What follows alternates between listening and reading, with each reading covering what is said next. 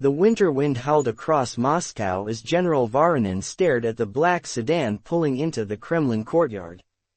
For weeks, his intelligence network had been tracking the movements of 3 army divisions loyal to Defense Minister Karev. The reports on his desk confirmed his worst fears: the uprising would begin at midnight, less than 6 hours from now. General Voronin tucked the dossier into his coat and made his way through the ornate corridors of the Kremlin, nodding at the guards who had no idea their loyalty would soon be tested. The heavy wooden doors to the president's private office swung open, revealing Vladimir Putin seated behind his massive oak desk, studying satellite imagery with his characteristic intensity. "Comrade President," Voronin said, his voice barely above a whisper despite the room's soundproofing. "It's happening tonight. Karev has mobilized his forces outside the city." Putin's face remained impassive, though his eyes narrowed slightly, the only visible sign that the information had registered. "Show me," he said. Voronin spread the intelligence reports across the desk. Movement patterns of military units, intercepted communications, unusual requisitions of fuel and ammunition, all pointing to a coordinated military action against the Kremlin itself. 3 divisions, Putin noted, tracing the deployment patterns with his finger. But Karev needs at least 5 to secure Moscow.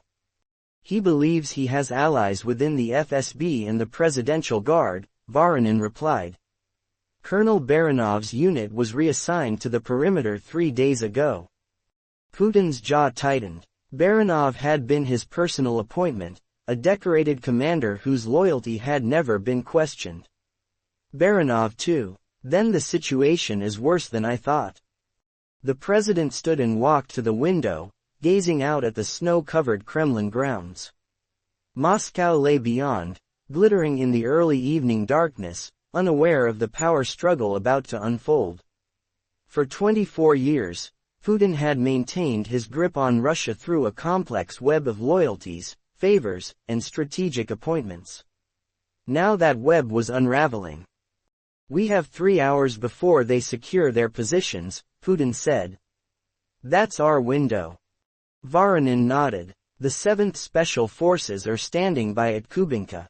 Colonel Petrov awaits your order."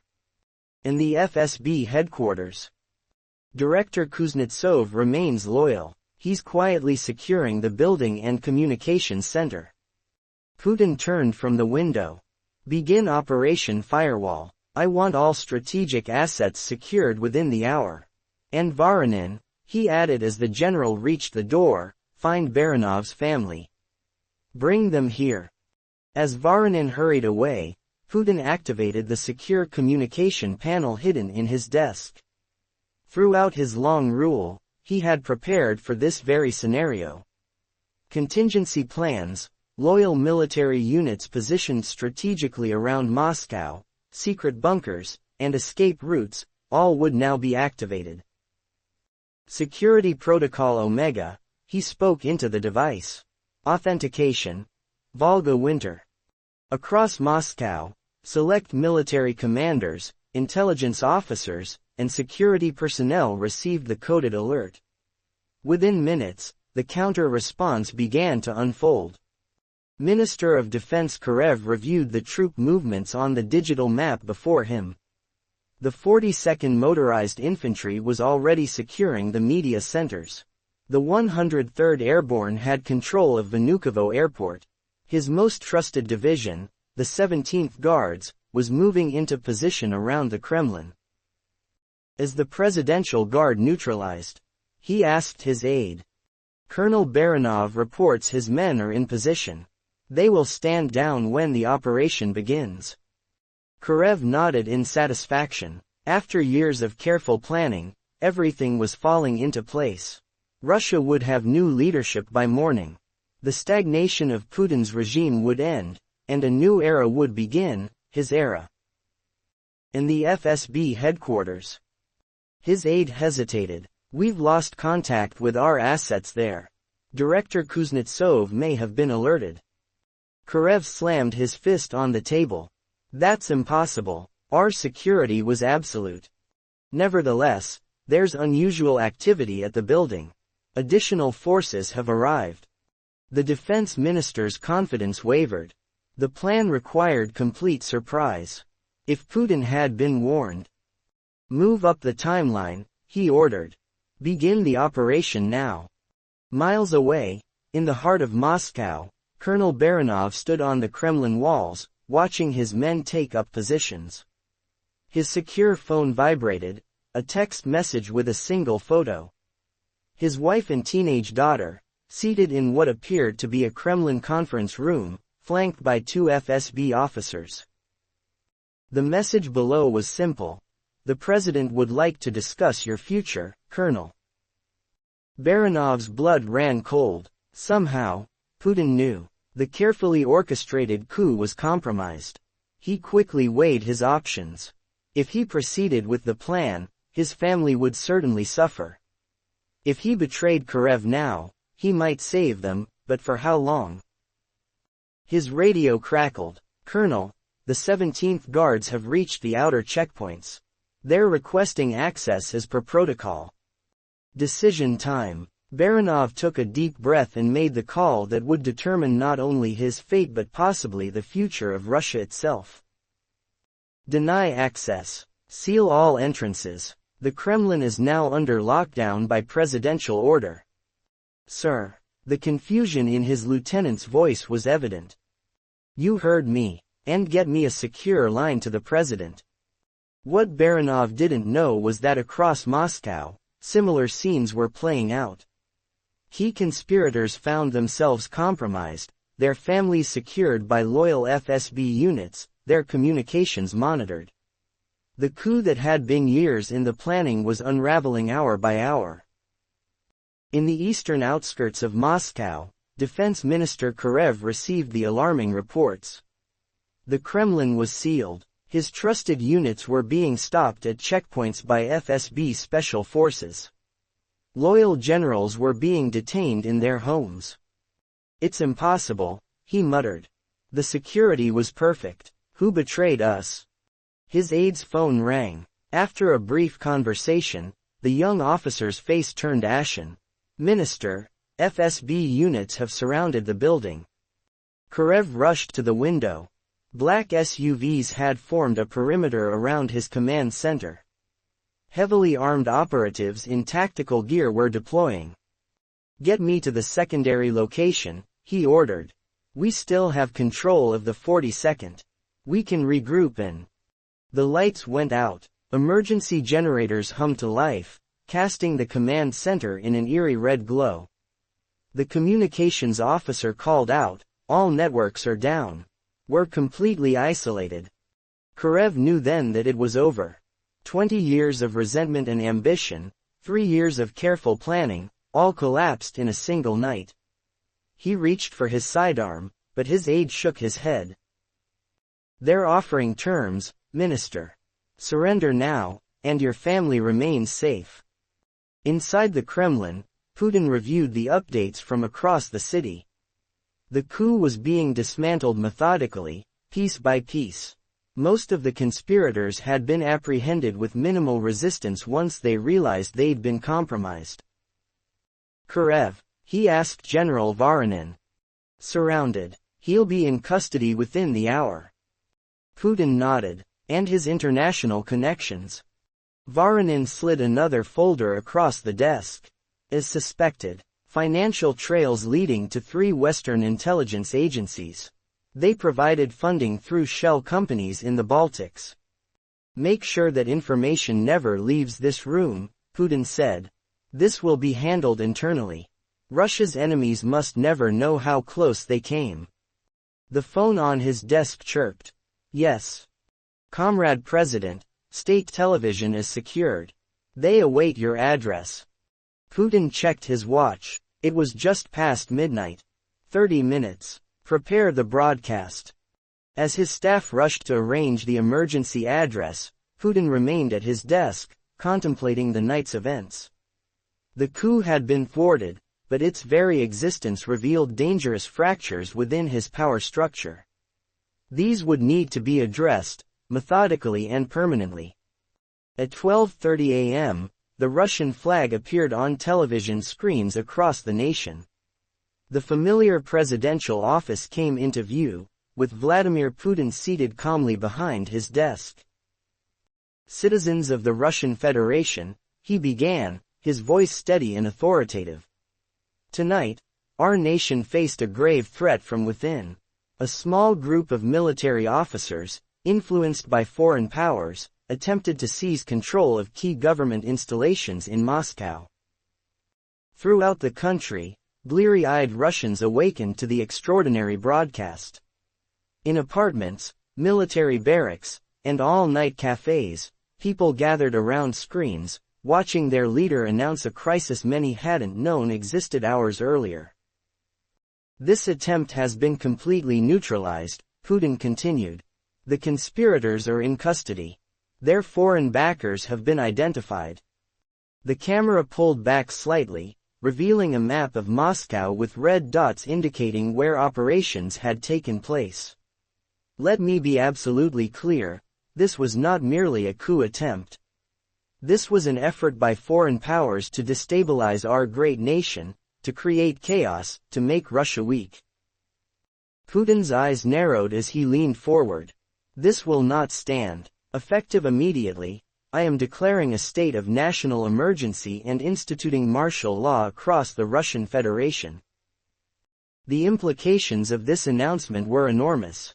Martial law granted the president extraordinary powers, the ability to suspend civil liberties, control media, restrict movement, and deploy military forces domestically without oversight. Under the emergency powers granted by the Constitution, I am taking immediate actions to secure our nation against both internal and external threats. Putin outlined a series of dramatic measures: nationwide curfews, increased military presence in major cities, enhanced border security, temporary restrictions on public gatherings, and special tribunals for those accused of sedition or conspiracy. "These measures are necessary but temporary," he assured the millions watching. "Once stability is restored and all conspirators are identified, normal governance will resume." The broadcast ended with Putin's signature stern gaze into the camera. "Russia has faced many challenges throughout our proud history. Each time, we have emerged stronger. This time will be no different." As the broadcast concluded, the wheels of the new reality were already turning. Military units deployed to city centers across Russia. Police checkpoints appeared on major roads. The internet slowed to a crawl as new filtering systems activated. Inside the Kremlin, Putin met with the Security Council. The ministers and generals present were only those whose loyalty had been absolutely confirmed. "The list of conspirators is larger than we initially believed," FSB Director Kuznetsov reported. "We've identified cells in St. Petersburg, Yekaterinburg, and Vladivostok. Find them all," Putin ordered. "No matter how long it takes." Prime Minister Mikhailov cleared his throat. "Comrade President, the international community will react strongly to the declaration of martial law. The markets are already responding negatively."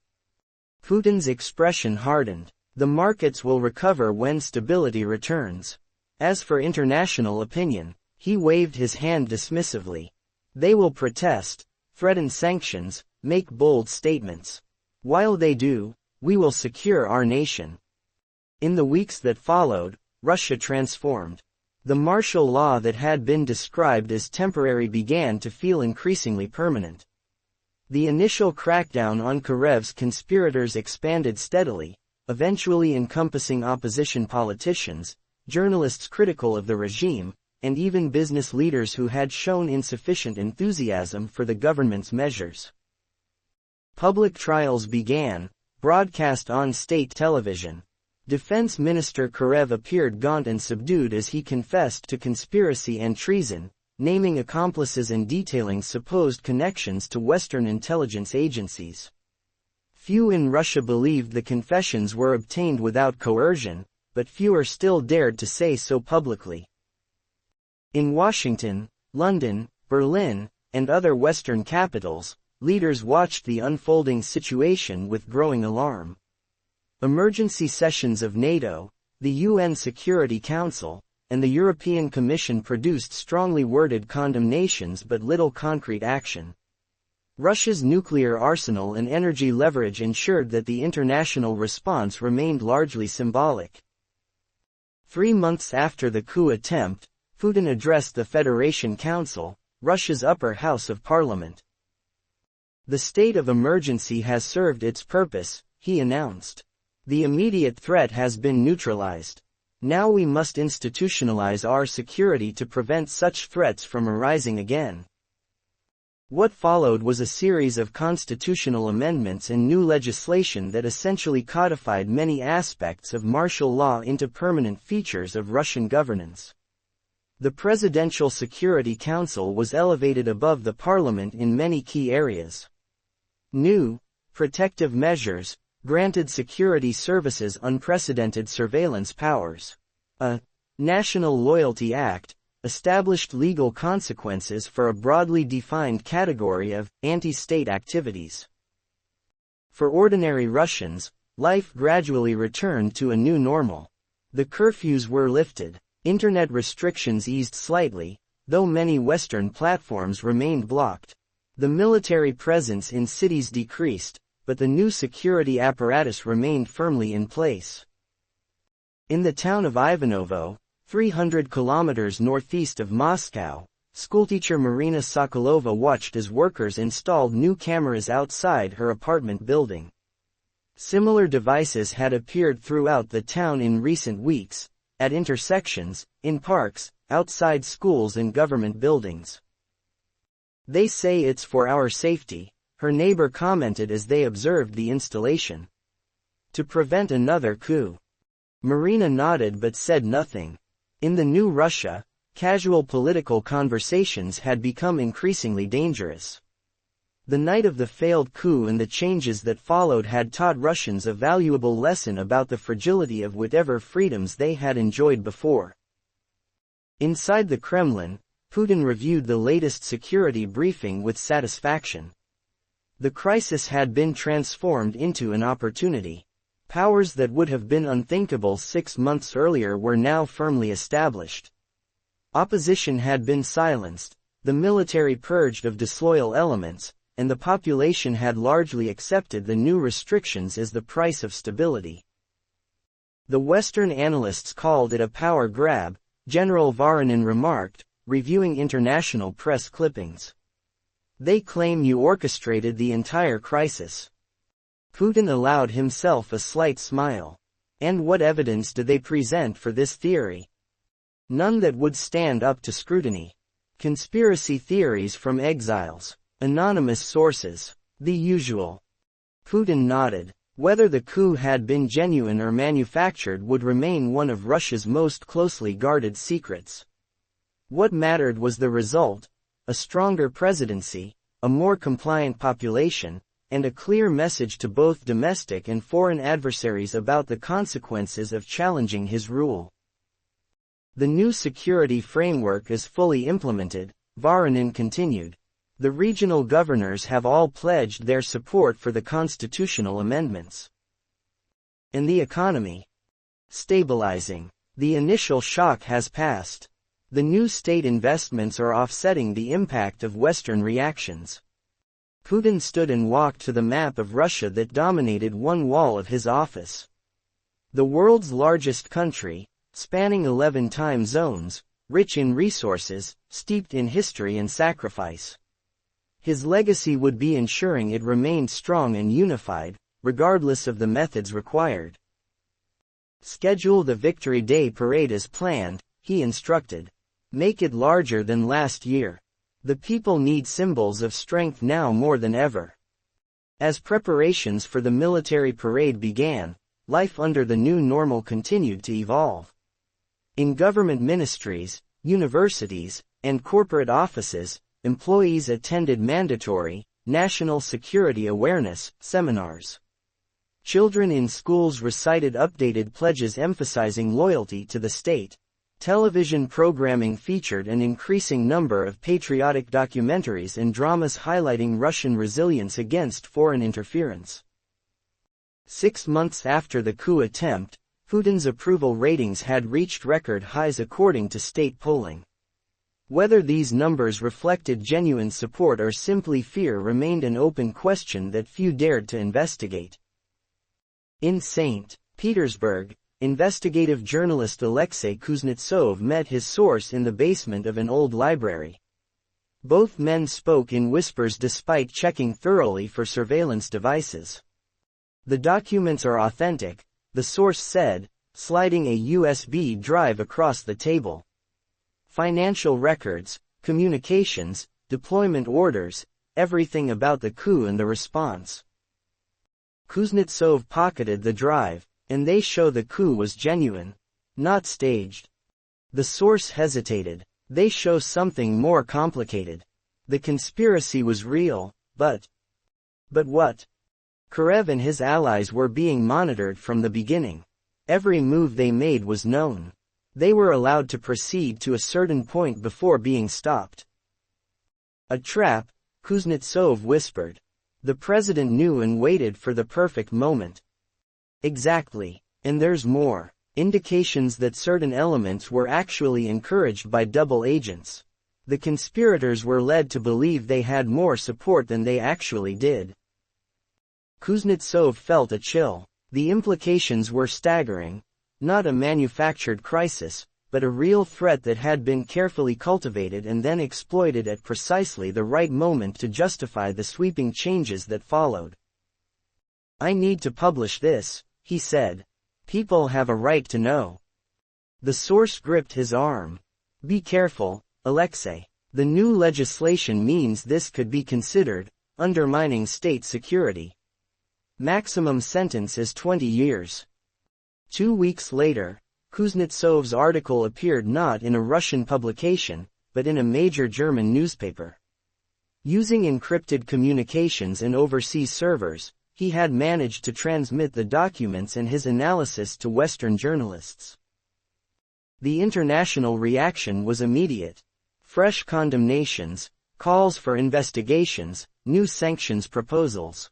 Inside Russia, however, the story was either ignored completely by state media or characterized as foreign disinformation designed to destabilize our country. Within days, Kuznetsov had disappeared. His apartment was found empty, his computer missing.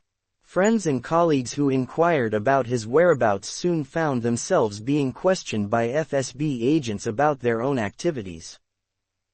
The message was clear: the new order would tolerate no challenges, regardless of evidence or journalistic principles. 1 year after the coup attempt, Moscow hosted an international security conference attended by allies and partners sympathetic to Putin's worldview.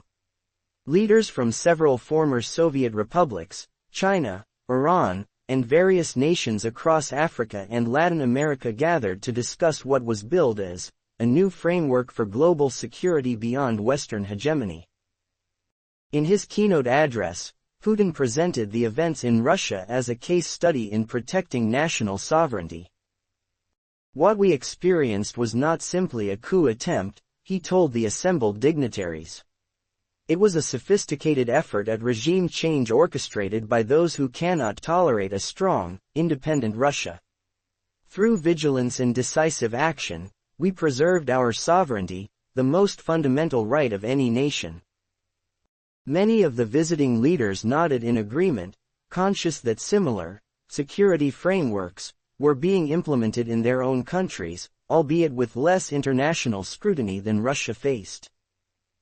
Behind the scenes, Russian officials presented details of their new surveillance systems, population management techniques, and legal frameworks for controlling information.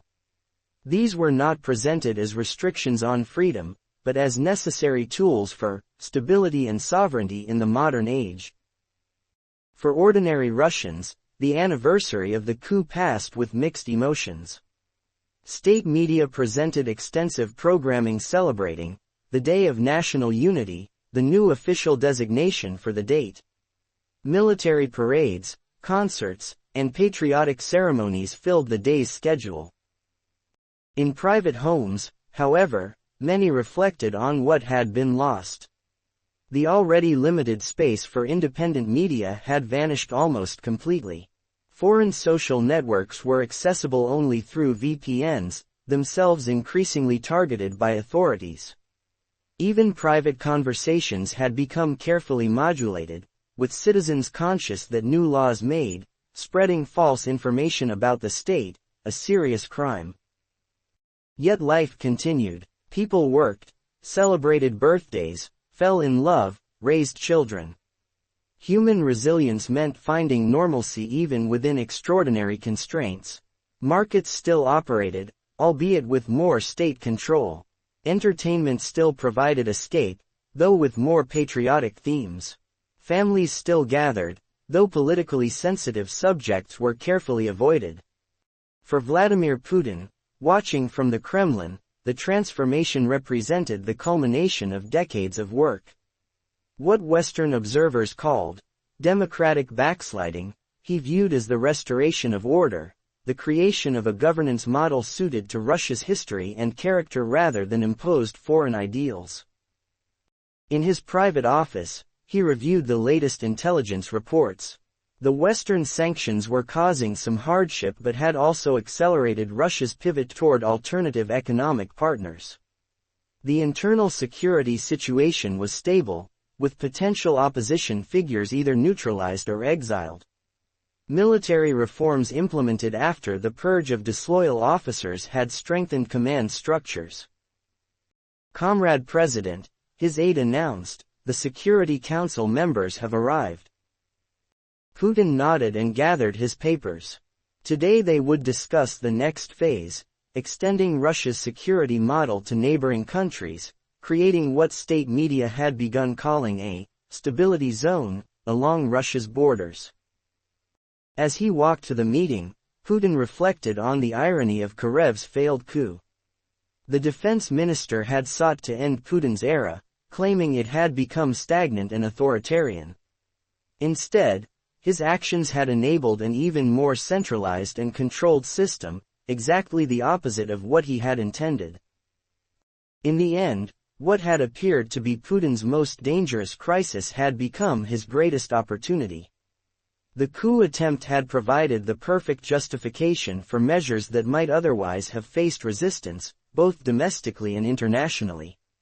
Sometimes, Putin mused, the greatest victories emerged from what initially seemed like potential defeat.